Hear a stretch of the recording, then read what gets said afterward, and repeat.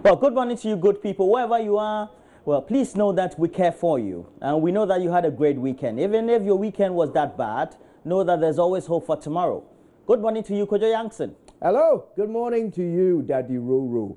What a pleasure to be back with you on another magnificent Monday morning. Yes, it is definitely. We Yes, always indeed. have to look forward to renewed hope in life.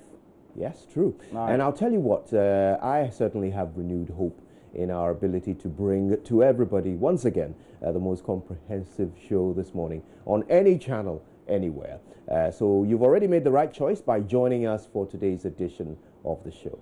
Well, so today we're talking things that are just closer to us, things that we tend to face every day of our lives when we visit the hospitals. And, well, not only even the hospitals, in other spheres of our environment or our country.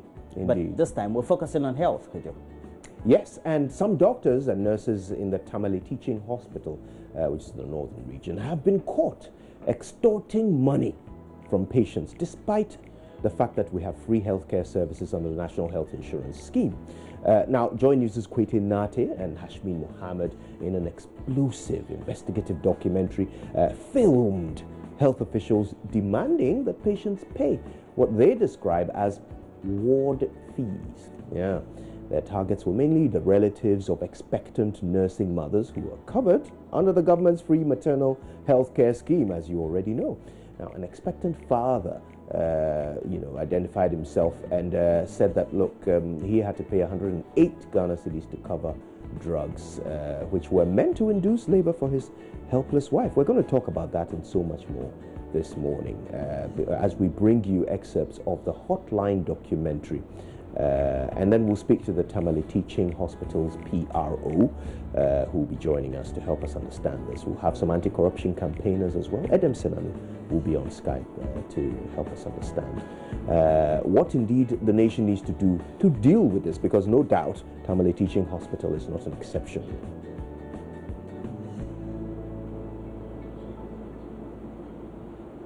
And that's what it is. So we'll delve into the subject, but well, the Electoral Commission has revealed that the colors it intends to use on the ballot papers on the December 27, 2018 referendum, which will be convened in parts of the areas in Ghana where new regions will be created, will be known.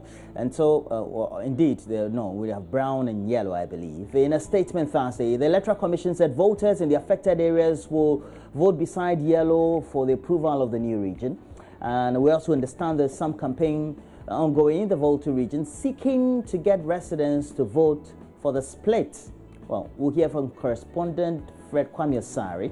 Also, we'll be having some interaction with local governance expert Dr. Eric Osai, who will be streaming into the studio through Skype. And Dr. Franklin Odro is with the CDD. He will be coming here. And Kojo, you had an interaction with Mrs. Jean Mensah. Yes, indeed, the new EC chair. And fascinating conversation. We went to visit her in, we were expecting to visit her in her office, but as it turns out, she doesn't have an office. She's been working out of a conference room since she joined the EC. Wow. And that's where we had our interview. Very hard work. The old office is under lock and key? Well, no. Apparently, it was fully furnished by its predecessor, who, of course, when she left, took her furniture with her.